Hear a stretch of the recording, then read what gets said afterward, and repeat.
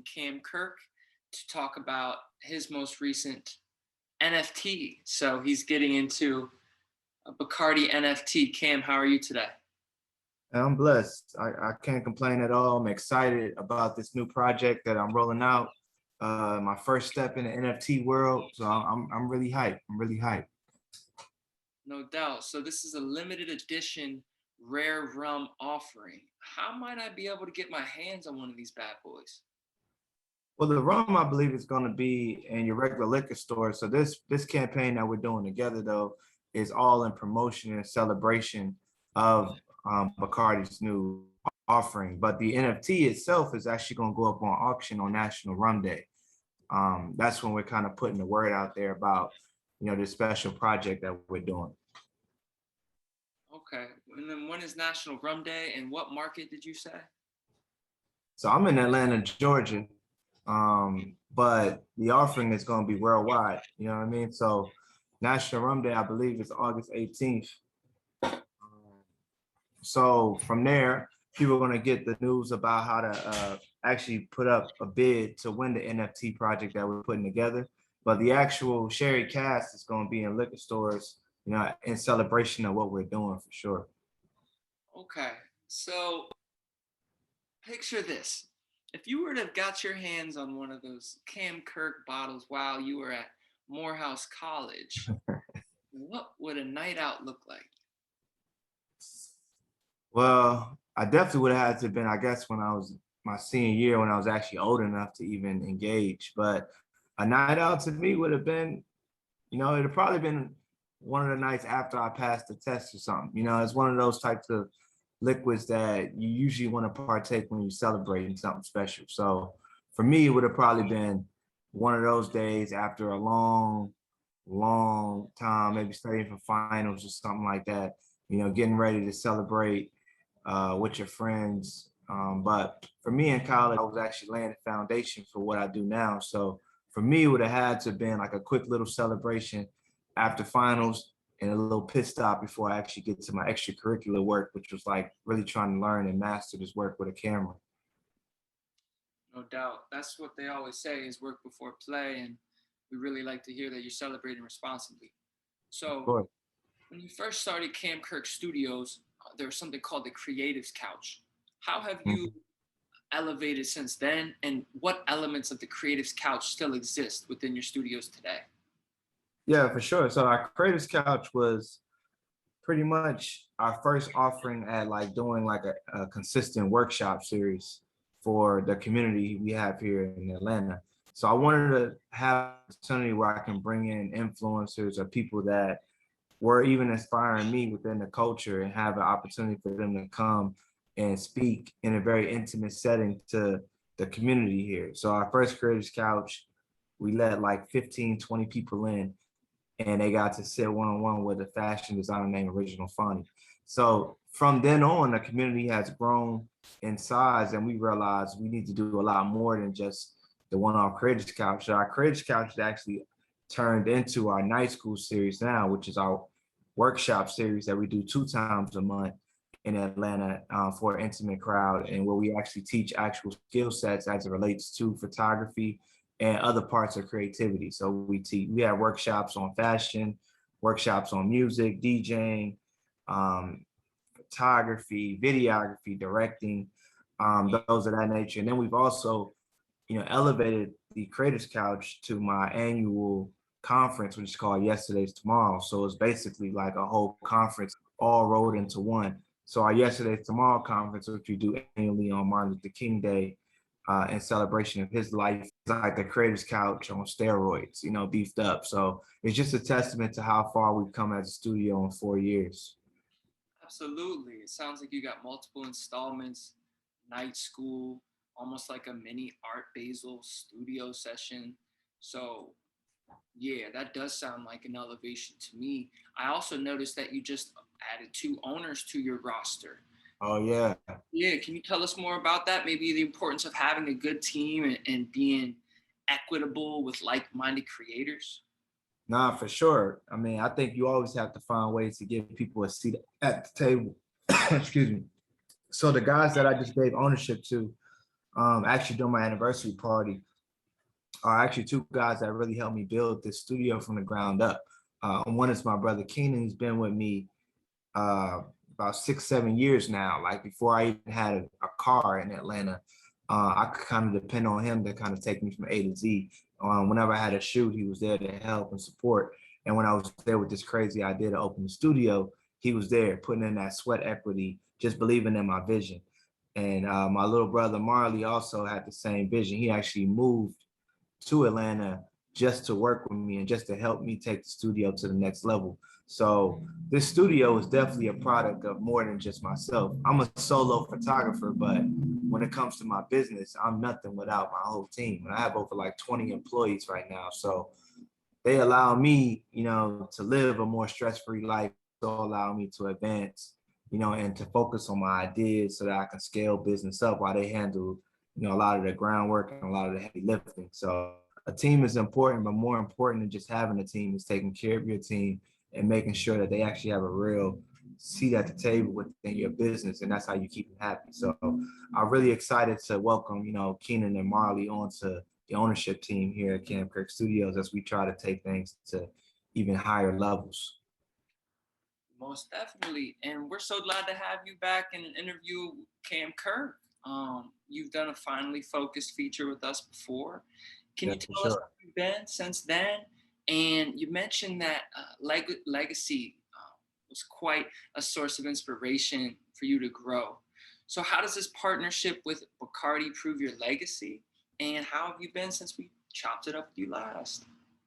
Man, I've been blessed. I've been just working, just trying to keep this thing going. Entrepreneurship has no on and off switch. It's just on all the time. So I've been blessed. I've been experiencing a lot of good downs. But all in all, it's just a blessing, making it through COVID and everything as it relates to that.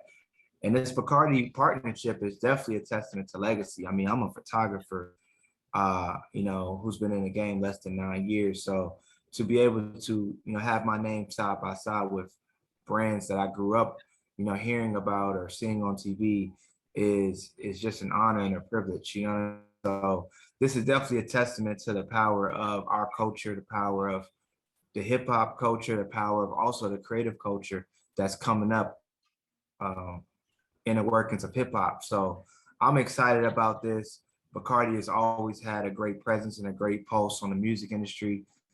Excited another ambassador as it relates to this NFT project for the brand.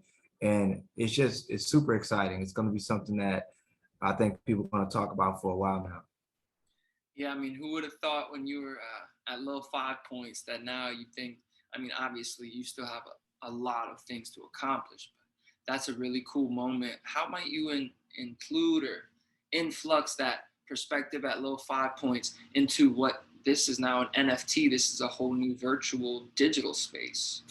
Yeah. I mean, I think, when I first started my career, you know, Little 5 Points was like a stomping ground for a lot of the scene. A lot of the scene actually came out of there and has been very successful. And me, myself included, like some of the first people I met were at tacos at Little 5 Points taking photos. So I think from there to now is just, like I said, it's a testament to the hard work, just a testament to consistency and staying down. But it's also just a reflection of like, I was charting uncharted waters back then, just trying to understand my path, understand where I was going. And in a certain sense, that's what we're doing here with this NFT. This is my first NFT. It's Bacardi's first NFT offering as well. So we're kind of stepping out there into a new world, into this digital space, with just no crazy expectations besides just trying to learn more about the space and offer something cool and innovative to the space. So I guess you can kind of relate it to that. Like that's how I felt when I was in Little 5 Points to now. We're just taking things up to a whole nother level. Yeah, and I think the word you hear a lot with this is disrupt. Um, Disrupt the market or do something that's on a different wavelength. Why is that important for a photographer or a videographer to truly differentiate themselves? And how is an NFT a way to do that? Yeah, I mean, I think it's important for anybody that's entrepreneur or anybody that's pursuing uh, you know, trying to get your craft out there. In this day and age, excuse me, people are consumed with so much content. I mean, you can scroll on social media for hours and just see so many different things. So it's important that you find ways to disrupt the algorithm and stand out. And that's been the one thing I've been about my whole career. Like I have a degree in business marketing, and I think that plays a major part to just my brand and the things that I do. So when I first heard about NFTs in this digital space, it was inevitable that I wanted to try my hand in that because it's such an innovative idea. And I just was waiting for the right time and the right partnership to do it with. And you know, when Bacardi came knocking, I just knew this is what it was about. This is what I was waiting for.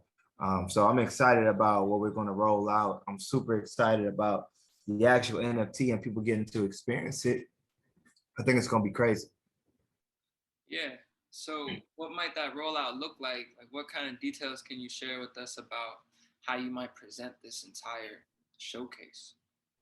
Yeah, so we're working on a brand new website right now, actually, that's going to house the NFT. And this website is going to be where people can find information not only about the NFT, but also about the Sherry Cask Bacardi offering. So we're working on that now. I don't want to give too much details because I don't want to spoil too Yeah. much. But just know, like, this is going to be something innovative and new for me. It's not just a still photography. It's not just a photo that I'm offering. It's actually a little deeper than that. So I think when people actually get their hands on it and get to actually experience what we created, I think they'll be blown away. And I think that the most special part about this project is, you know, the proceeds are going to help the community. So Bacardi has actually teamed up with NAACP. Excuse me, I have something in my throat. Excuse me. Hold on one second. Sheesh. It's all good. What's going on? You said they're about to team up with NAACP. Sheesh. Yeah. So Bacardi has actually teamed up with NAACP on a project that's actually going to help support Black-owned bars and restaurants. So the proceeds from our NFTs is actually going to go out to support them. So that's the most special part about the project to me is that what I'm creating, what I'm working on is actually going to benefit, you know, a larger community. Oh yeah. How might this release help preserve and promote Black culture? I might have preserved and present Black culture. Yeah, preserve and promote. I mean, I feel like I'm a part of Black culture, so anything I do is going to always be in the best interest or best movement of Black culture. I think the support that we're doing for Black-owned restaurants and bars is obviously in an attempt to preserve the magic that gets created within our communities and within our safe places. So I think all in all, those two elements alone, you know, combined together can only, you know, things, you know, for the Black culture for sure. What other things might you have upcoming down the road? For me, you know, I like to compare my career as like, you know, I'm just kind of on a boat on the ocean, man. I never really know what's going to happen next. I know we're working towards, but every day is a new day, and I'm just kind of going with the tide and going with the road. So for me, it's me creating, me shooting more. It's me working, you know, on my label, Collective Gallery. It's my studio, and it's just, you know, finding ways and finding time to partner with, you know, major brands and amazing partners like Bacardi more, and just finding new things that we can do and new ways we can come together to really just help put culture and support culture at the same time. This woman I interviewed recently, she was a part of this like content production team where they'd have people fly out to certain destinations and spend weeks together to collaborate.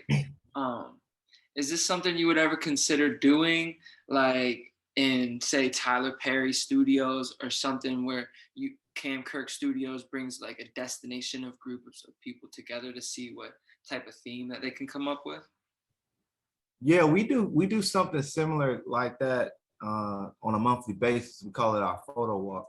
It's like a photo experience where we bring creatives together and we walk like a trail from the studio to many different destinations, and we give them like a competition to try to figure out what they can create and what they can come up with in a short amount of time. So our studio is rooted in, and I'm rooted in community and community building and community collaboration. So something like that for sure. I think that that's where the magic happens when you put two or more creatives in a room and see what they can come up with.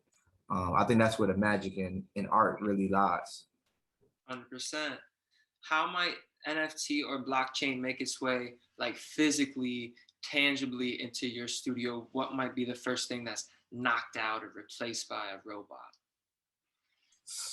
Uh, I don't know if it's hard to replace that energy and vibe that we have. I think that's something that makes our community special. So we're not necessarily looking to replace the human characteristics or human features that make our community so special. But I will say we have been, as a studio and as a company, embracing technology a little more.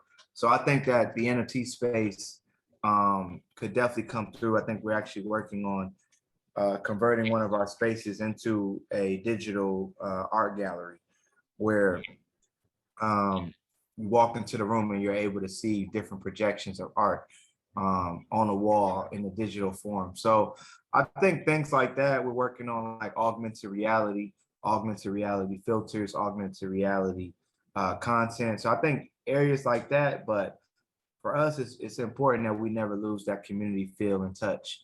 And we never get too bogged up in the digital space, but we maintain what's true to ourselves. 100%. All right. Well, Cam Kirk, the man from Atlanta, the place to create is Cam Kirk Studios. Thank you for joining us today.